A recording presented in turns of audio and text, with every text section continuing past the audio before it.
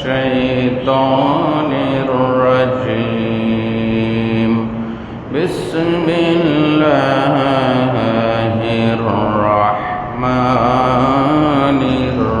الرحيم إن الله وملائكته يصلون على النبي يا أيها الذين آمنوا صلوا عليه وسلموا تسليما اللهم صل على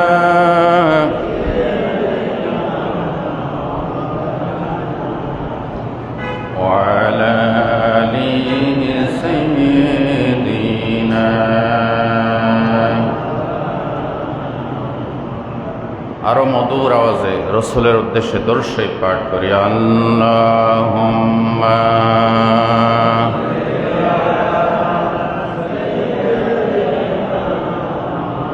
وعلى آل سيدنا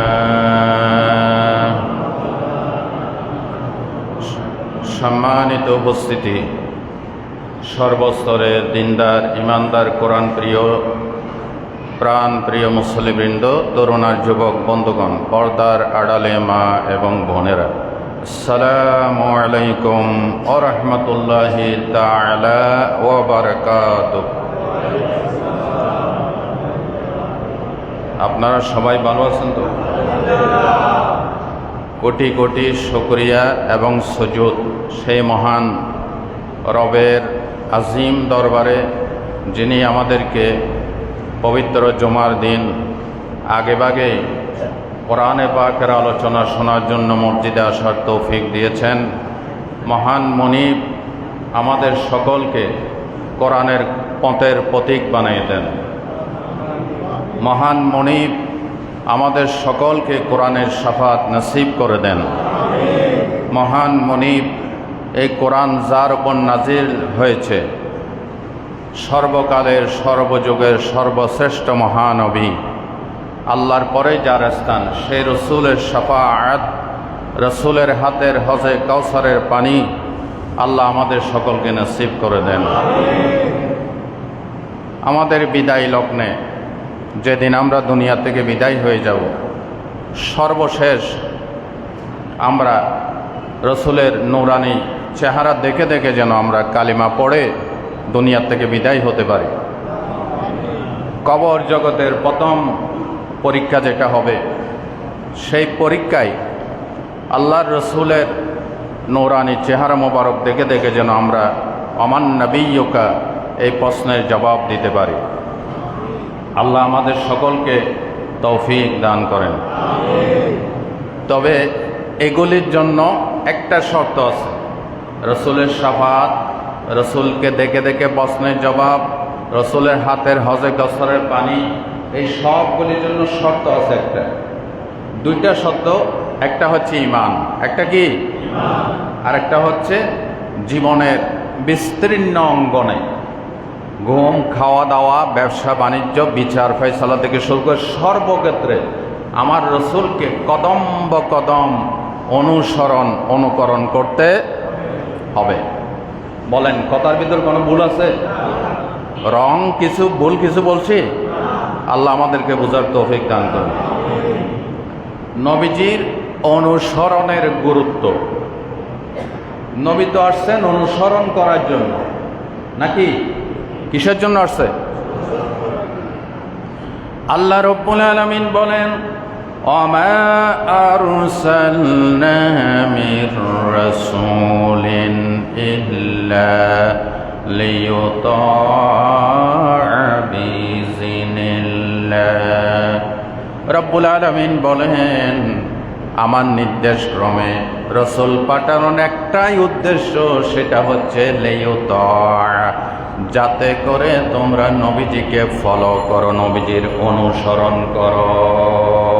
আল্লাহু আকবার। এবার জোরে বলেন, নবী আসছে কি জন্য? অনুসরণের আবার বলেন, নবী আসছে কি জন্য? অনুসরণ, অন্য কোনো কাজে আসে নাই, আমাদেরকে শিখানোর জন্য। কিসের জন্য আসছে? নবীর থেকে শিখলাম না কিছু, তাহলে কিছুই হলো না। 0 + 0 + 0 + a big 0, কিছু হলো না। জিলাপি কদ্দুর খাইলাম, মিলাদ কদ্দুর করলাম, অনুসরণ করলাম না, তাহলে কিছুই হলো না। আল্লাহ আমাদেরকে অনুসরণ করার তৌফিক দান করুন। নবীজির অনুসরণের গুরুত্বের প্রথম গুরুত্ব হচ্ছে যাবতীয় আমল কবুল হওয়ার একমাত্র মানদণ্ড, আমি আবার বলছি, যাবতীয় আমল কবুল হওয়ার একমাত্র মাপকাঠি, একমাত্র দাড়িপাল্লা, একমাত্র মানদণ্ড মুহাম্মদুর রাসূলুল্লাহ। হুজুরের অনুসরণ ছাড়া কোনো আমল কবুল হবে? আল্লাহ কি বলেন? আল্লাহ রাব্বুল আলামিন সূরা মুহাম্মাদের 33 নম্বর আয়াতে বলেন, ইয়া আইয়ুহাল্লাযীনা আমানু আতিউল্লাহা ওয়া আতিউর রাসূল ওয়া লা তুবতিলু আমালাকুম। আল্লাহ তাআলা বলছেন, ওহে বিশ্বাসীগণ, নবীর ইতাআত করো, আল্লাহর ইতাআত করো, অনুসরণ করো, তোমাদের আমলগুলিকে বরবাদ করে দিও না, নিষ্ফল করে দিও না। তার মানে হলো, আমল যেটাই করো না কেন নবীর অনুসরণে করতে হবে, আর না হয় আমলগুলি বাতিল হয়ে যাবে, পণ্ড হয়ে যাবে।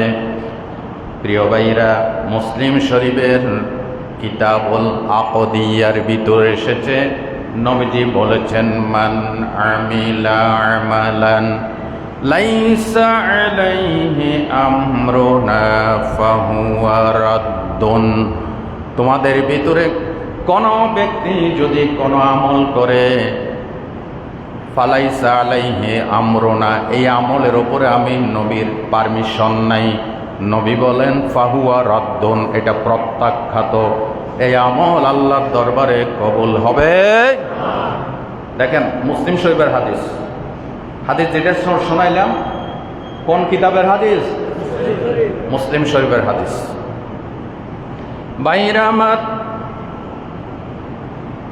আল্লাহ রাব্বুল আলামিন নবীকে অনুসরণের জন্য মাপকাঠি বানিয়ে দিয়েছেন। যেটাই করেন না কেন নবীকে দেখা লাগবে। সাহাবীরা নবীকে কিভাবে ফলো করতেন একটু খেয়াল করেন। সুনান আবু দাউদের কিতাবুস সালাত পড়বে একটি হাদিস, নবীজি মসজিদে নববীতে ইমামতি করতেছেন, সাহাবায়ে কেরাম পিছনে মুক্তাদি। আল্লাহর নবীর পায়ে জুতা মোবারক ছিল, নবীজি জুতা পায়ে দিয়ে ইমামতি করতেন, জুতা পায়ে দিয়ে জানাজা পড়াইতেন। সুবহানাল্লাহ বলেন। জুতা পায়ে দিয়ে 5 ওয়াক্ত ইমামতি করতেন মুহাম্মদুর রাসূলুল্লাহ সাল্লাল্লাহু আলাইহি ওয়াসাল্লাম, আবার জুতা পায়ে দিয়ে জানাজাও পড়াতেন। আল্লাহর নবীর পায়ে জুতা মোবারক, হঠাৎ করে নবীজির নামাজের মাঝখানে জুতা জোড়া খুলে বাম দিকে রেখে দিলেন। কোন দিকে রাখছেন? এখানে আরেকটা জিনিস শিখেন, আপনার যদি কোনো জুতা খোলার প্রয়োজন হয় বা থুতু ফেলানোর প্রয়োজন হয়, নামাজে থুতু আসা কি স্বাভাবিক নাকি অস্বাভাবিক? স্বাভাবিক। তাহলে বাম দিকে ফেলবেন। কোন দিকে?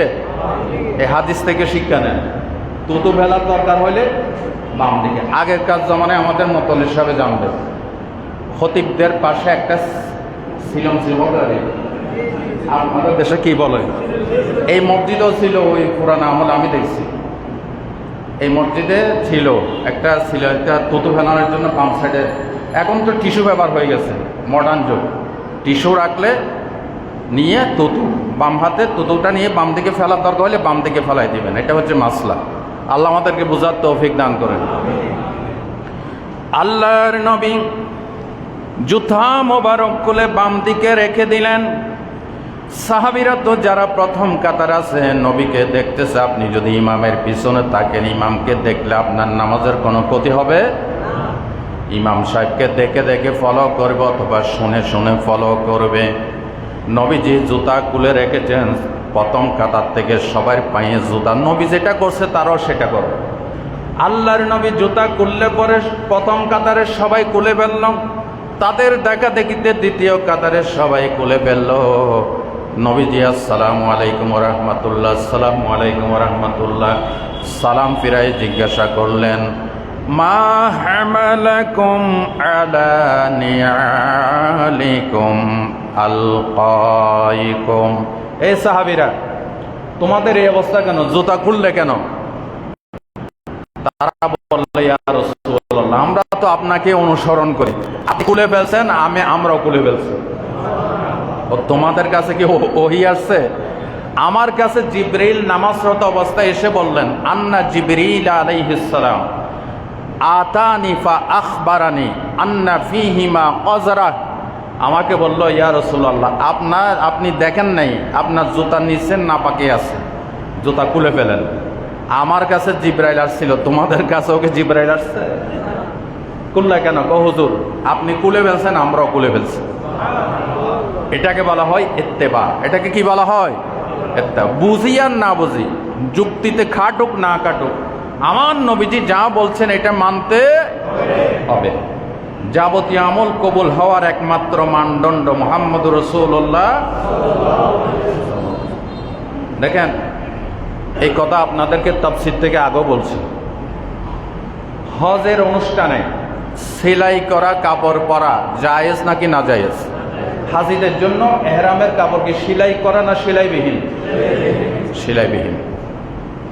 একজন হযরত আব্দুল্লাহ ইবনে মাসউদকে জিজ্ঞাসা করলো, হাজিদের জন্য যে সেলাই করা কাপড় পরা নিষিদ্ধ, এটা কোরআনে কোথায় আছে? কয়টা কোরআনে নাই, তবে এটার ডকুমেন্ট কোরআনে আছে। তো কোথায় আছে? সূরা হাশরের 7 নম্বর আয়াত, ওয়ামা আতাকুমুর রাসূলু ফাখুযু ওয়ামা নাহাকুম আনহু ফান্তাহু। নবী যা দিছে সেটা ফাখুযু, ধরো ধরো। ফাখুযু মানে কি? ধরো, ঝাপটে ধরো। নবী যা দিছে এগুলি ধরো, গ্রহণ করো। ওয়ামা নাহাকুম আনহু ফান্তাহু, যেটা নিষেধ করছেন এটার দ্বারে কাছেও যেও না। তো মুহাম্মদ সাল্লাল্লাহু আলাইহি ওয়াসাল্লাম নিষেধ করছেন হাজিরা এহরামের কাপড় সেলাই করা পড়তে পারবে না। এটা ডকুমেন্ট কোরআনের এই আয়াত। নবী যা দিছে তা নিতে হবে। সুবহানাল্লাহ বলেন। এটাকে বলা হয় নবীজির অনুসরণ। নবীর অনুসরণের গুরুত্বের 2 নম্বর পয়েন্ট হচ্ছে, নবীর অনুসরণ ছাড়া গোমরাহি অবধারিত। নবীকে ফলো করা ছাড়া গোমরাহি, পথভ্রষ্টটা কি?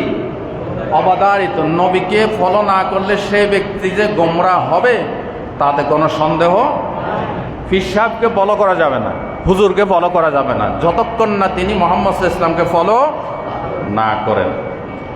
আল্লাহ রাব্বুল আলামিন কোরআনে পাকের সূরা নূরের 54 নম্বর আয়াতে বলেন, অমাইয়ুতিল্লাহা ওয়া রাসূলাহু ওয়া ইয়াখশাল্লাহা ওয়া ইয়াত্তাকি ফাউলাইকা হুমুল ফাইজুন। 4টা কাজ যদি করো তাহলে সফল। বলেন কয়টা কাজ? 4টা কাজ করলে সফল। নাম্বার 1, আল্লাহর আনুগত্য, নবীজির আনুগত্য। অতীত জীবনের গুনার ব্যাপারে আল্লাহকে ভয়, ওয়াত্তাকি ভবিষ্যৎ জীবনের গুনার ব্যাপারে আল্লাহকে ভয়।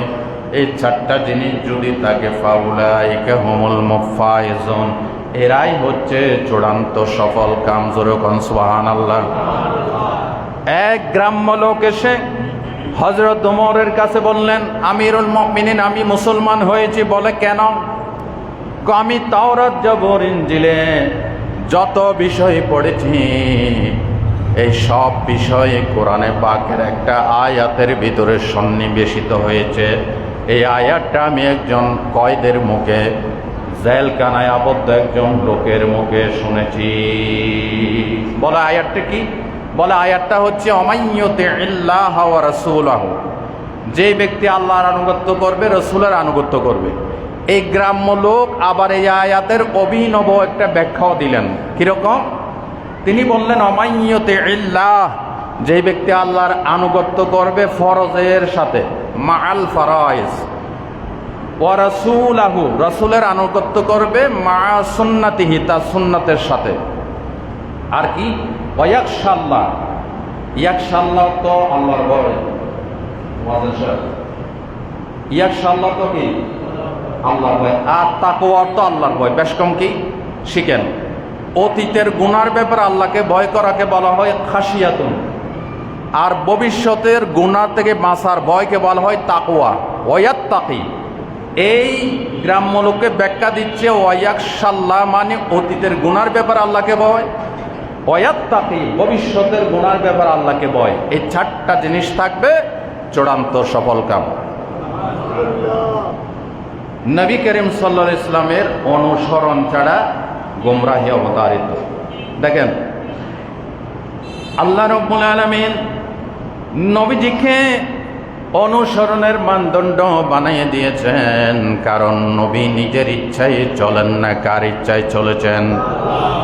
আল্লাহ রাব্বুল আলামিন সূরাতুল আনআমের 116 নম্বর আয়াতে বলেন, وَإِن تُطِعْ أَكْثَرَ مَنْ فِي الْأَرْضِ يُضِلُّوكَ عَنْ سَبِيلِ اللَّهِ।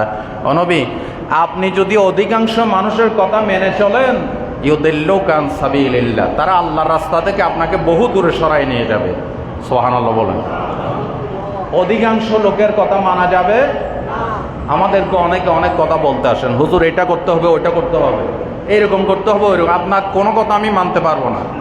আল্লাহ যেটা বলছে, রসুল যেটা বলছে সেটাই মানতে হবে। কেন তাদের কথা মানা যাবে না? রসুল বলেন, আল্লাহ বলেন, ইয়াত্তাবিউনা ইল্লা জন, তারা তো আন্তাজে অনুসরণ করে। আর আমার নবীর কাছে ওহী পাঠিয়েছেন কে? নবীজি নিজের ইচ্ছায় চলেছেন নাকি আল্লাহর ইচ্ছায়? আল্লাহর ইচ্ছায়। এই জন্য অন্য কাউকে মানা যাবে না, মানতে হবে মুহাম্মদুর রাসূলুল্লাহ।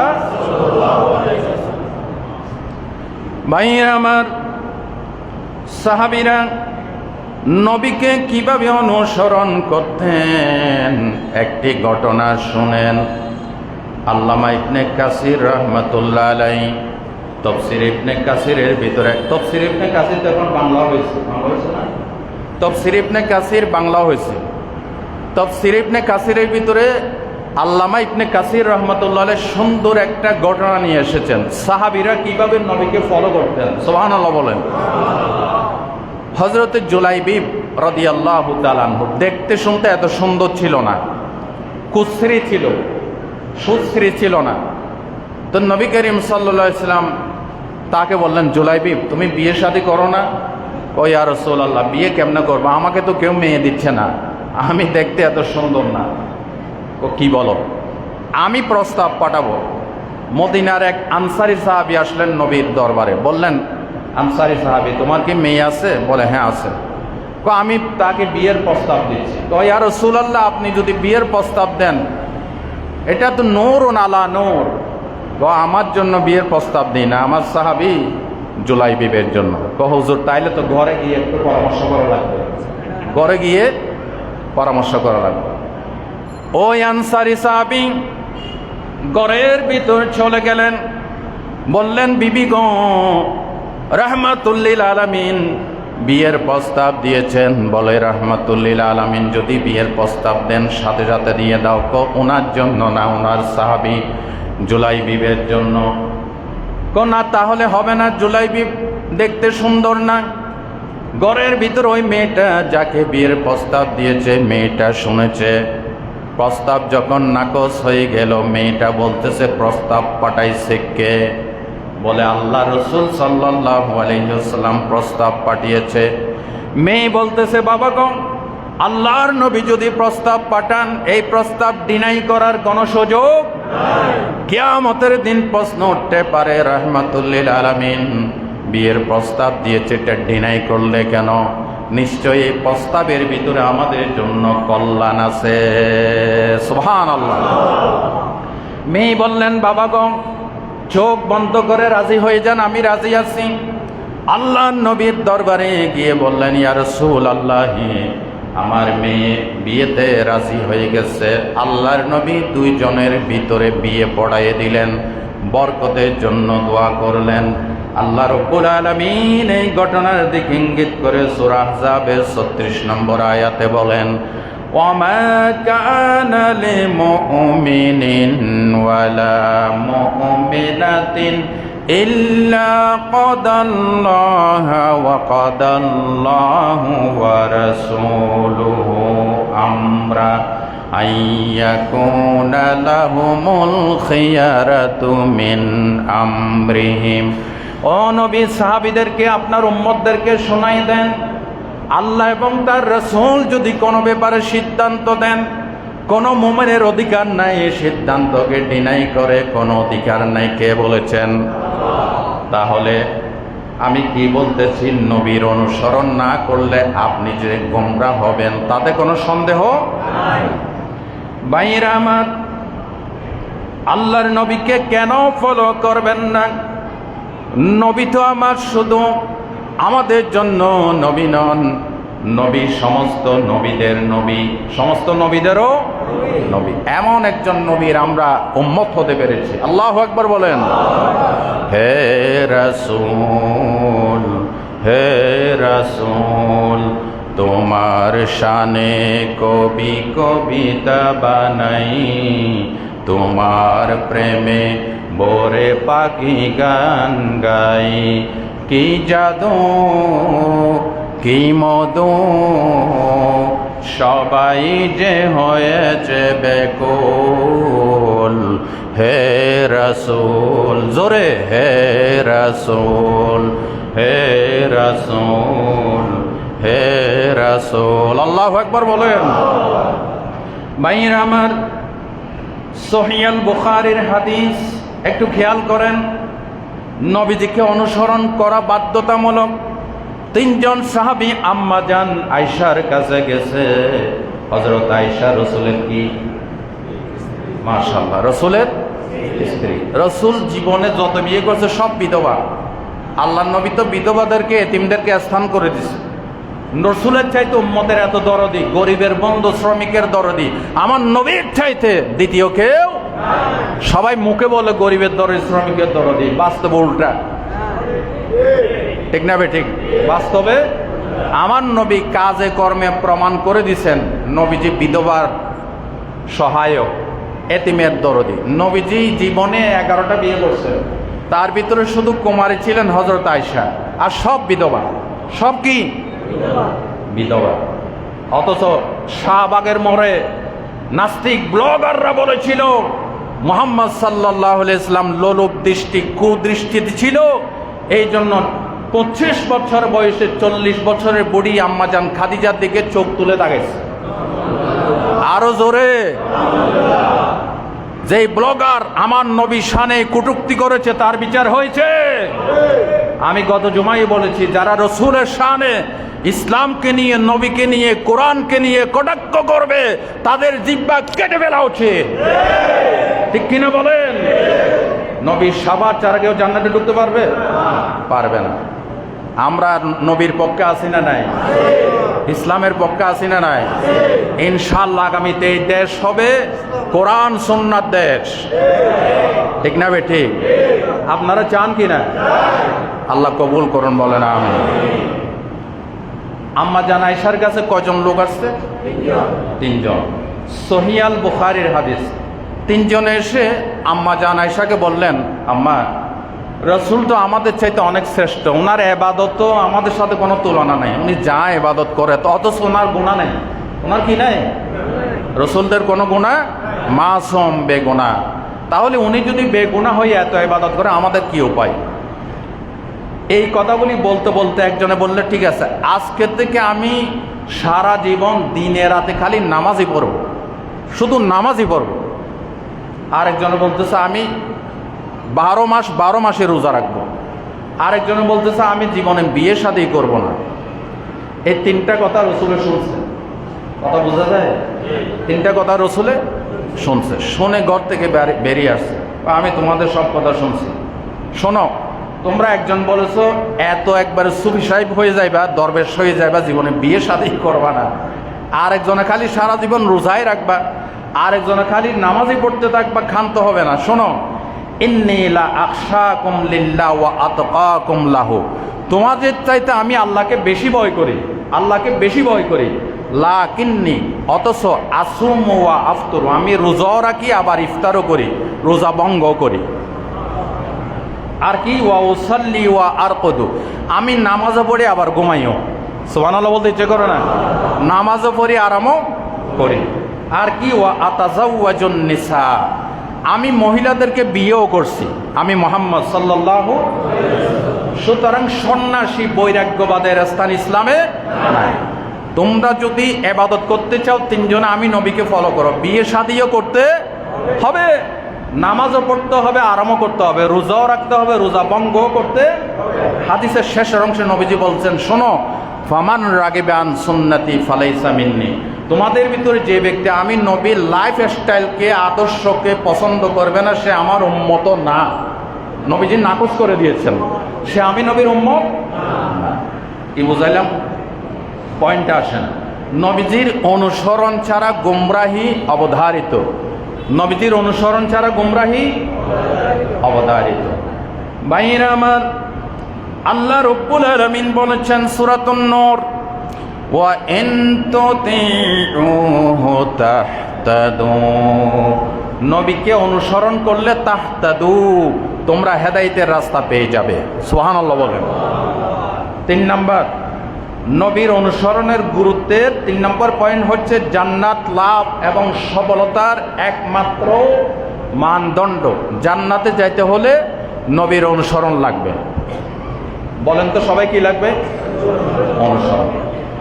আল্লাহ রাব্বুল আলামিন সূরাতুন নিসার 69 নম্বর আয়াতে বলেন, وَمَن يُطِعِ اللَّهَ وَالرَّسُولَ فَأُولَٰئِكَ مَعَ الَّذِينَ أَنْعَمَ اللَّهُ عَلَيْهِم مِّنَ النَّبِيِّينَ وَالصِّدِّيقِينَ وَالشُّهَدَاءِ وَالصَّالِحِينَ وَحَسُنَ أُولَٰئِكَ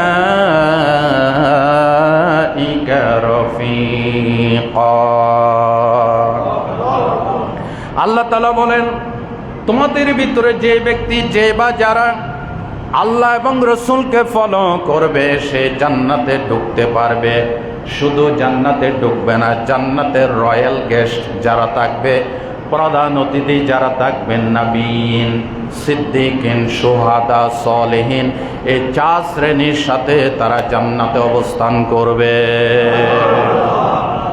শর্ত কি? আল্লাহ এবং রসুলের আনুগত্য, আল্লাহ এবং রসুলের আনুগত্য। ভাইরা আমার, হাদিস শরীফে এসেছে এক সাহাবী প্রতিদিন নবীজির দরবারে আগমন করত, নবীজির নূরানি চেহারার দিকে তাকায় থাকত। আমার নবী তো চাঁদের চাইতে সুন্দর, সূর্যের চাইতে সুন্দর, সমস্ত নবীদের চাইতে সবচাইতে সুন্দর ছিলেন কে? মুহাম্মদুর রাসূলুল্লাহ। চাঁদের চেয়ে সুন্দর আমার নবী, চাঁদের চেয়ে সুন্দর আমার নবী, তারি রূপে হার মেনেছে জোরে, তারি রূপে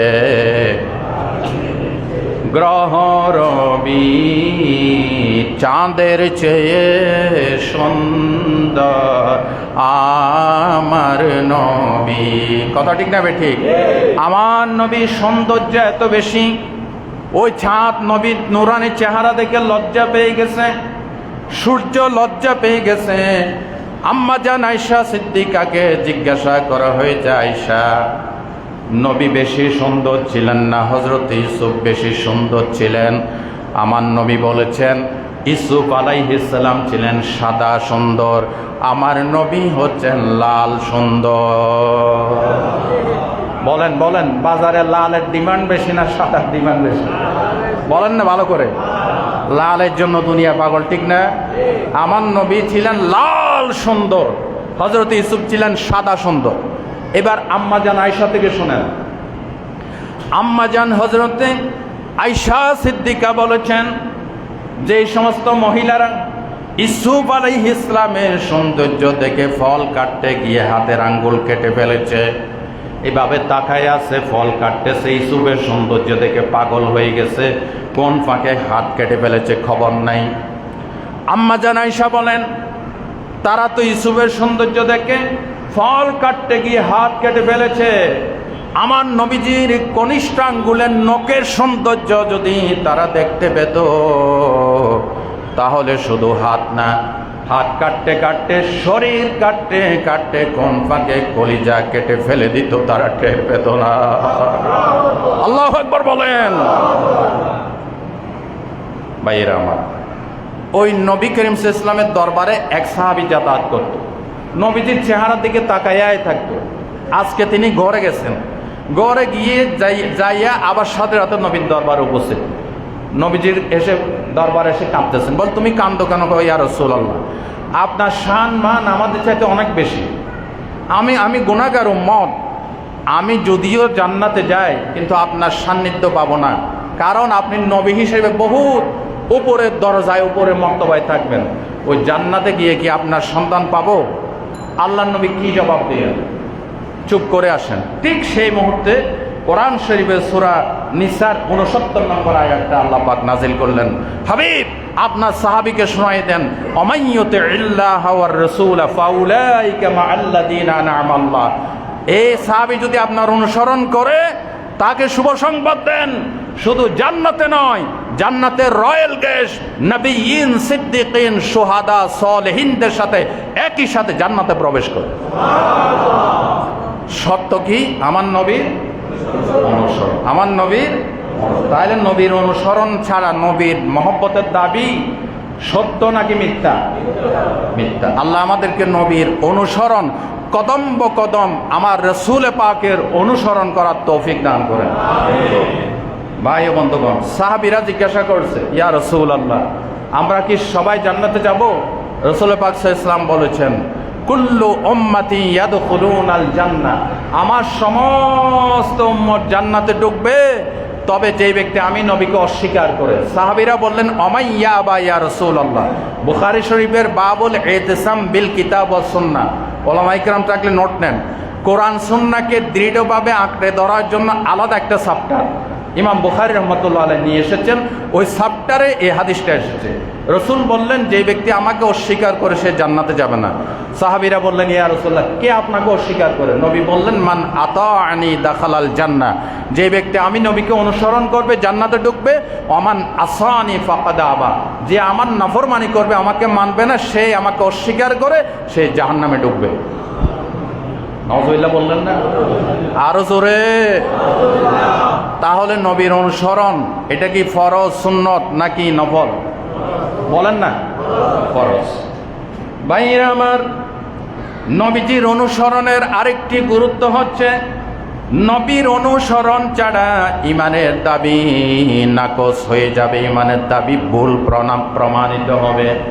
আপনি যদি বলেন আমি ইমানদার, আপনি যদি বলেন আমি নবীওয়ালা, তাহলে এটার মানদণ্ড হচ্ছে দেখতে হবে আপনি নবীকে ফলো করেন কিনা, ঠিক কিনা বলেন।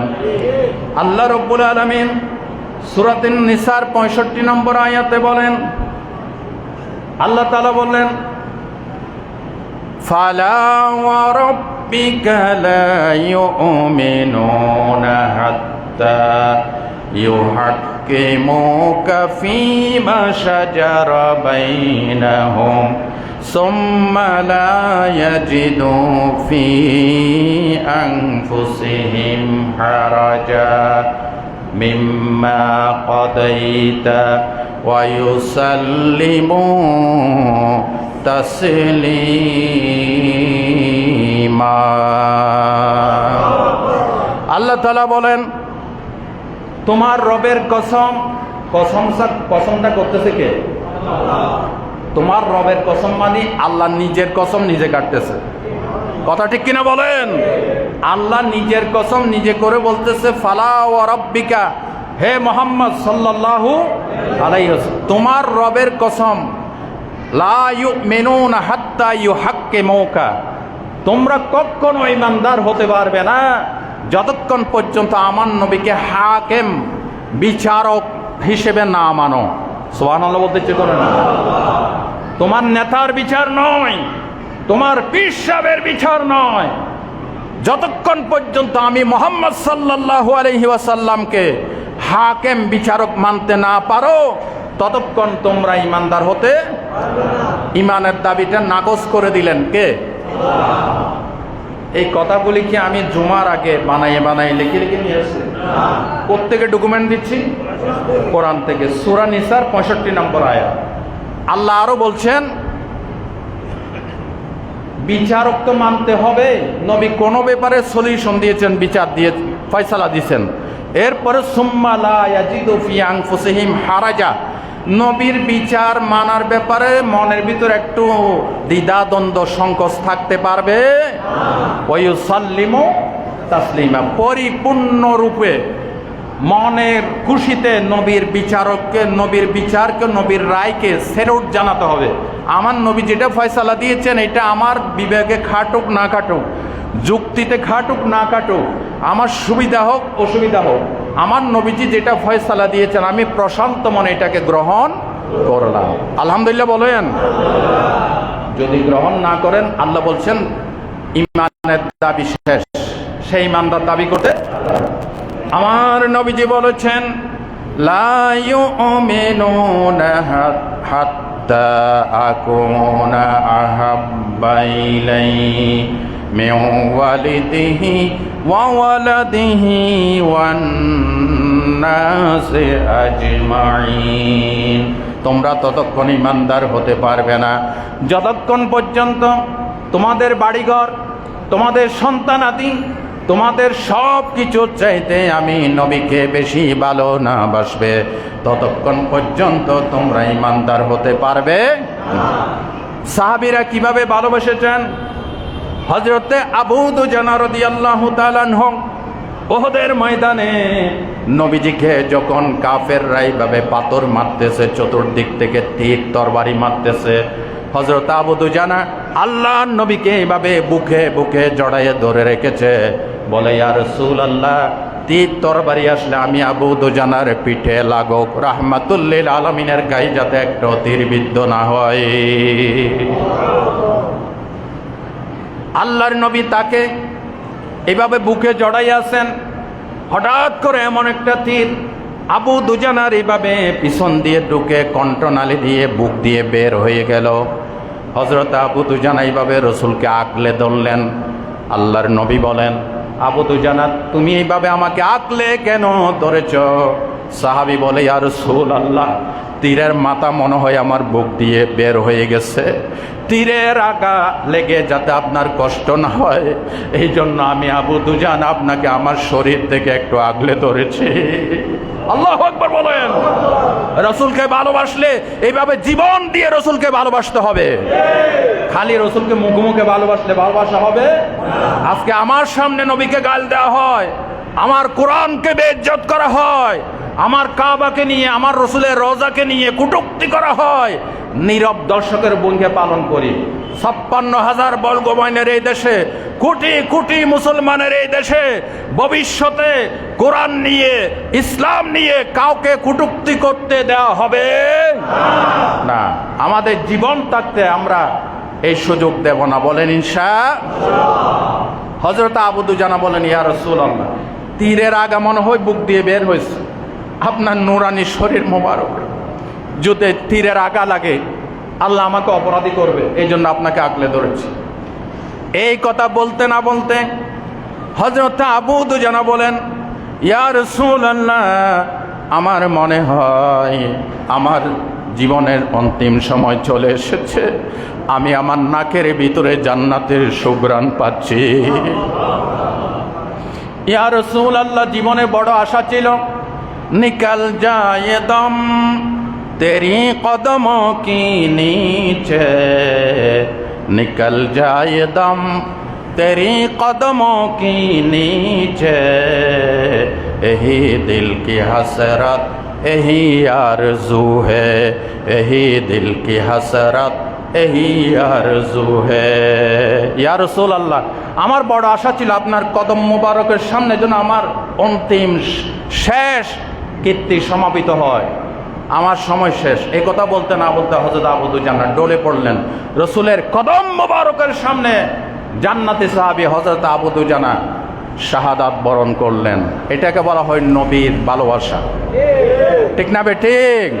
রসুল আমার ভালোবাসা, রসুল আমার আলো আশা, রসুল আমার প্রেম বিরহের মূল আলোচনা, রসুল আমার কাজে কর্মে অনুপ্রেরণা, ঠিক না বেঠিক? কত রকম রাজার নীতি প্রজার নীতি দেখলাম, দুঃখ হায়রে দুঃখ ছাড়া আর কিছু না পেলাম, তাই তো শুধু মনে পড়ে সোনার মদিনা, ঠিক না বেঠিক? তাই তো শুধু পড়ে সোনার মদিনা, রসুল আমার ভালো, রসুল আমার, রসুল আমার প্রেম বিরহের মূল আলোচনা,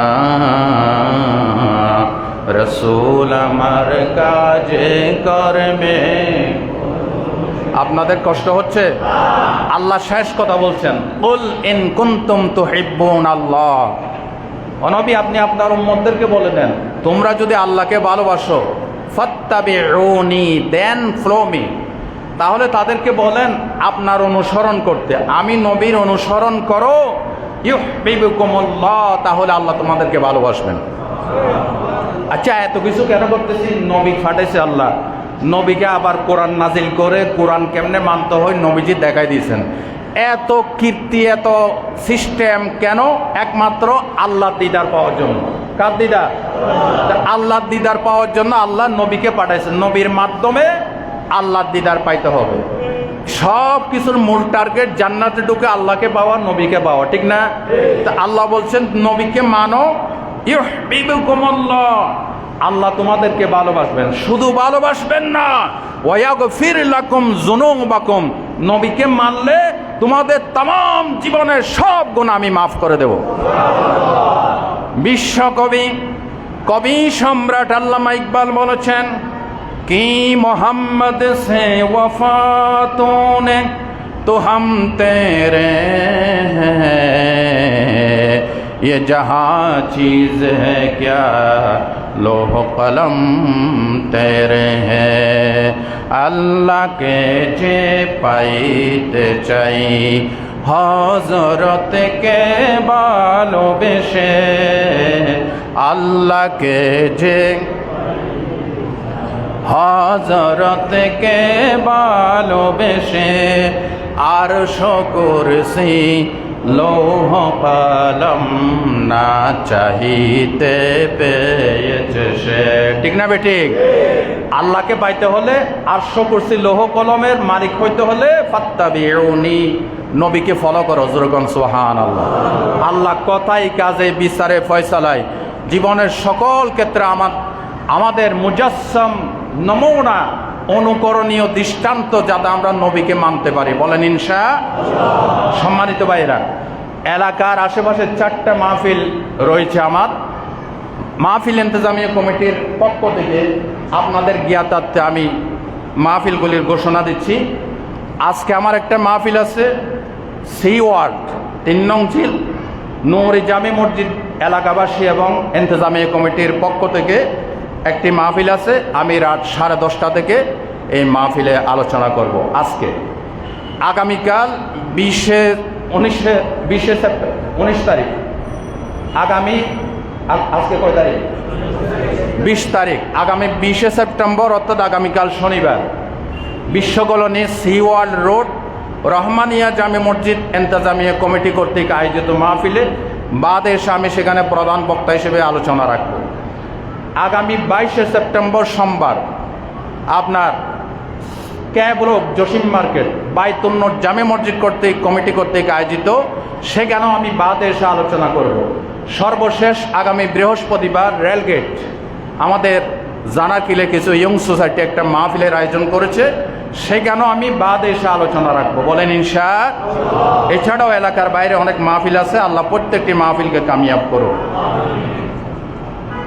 সম্মানিত ভাইরা, 19শে সেপ্টেম্বর বি ব্লক বাইতুল আমান জামে মসজিদ এবং বি ব্লক সমাজ কল্যাণ কমিটি কর্তৃক আয়োজিত একটি মাহফিল হবে।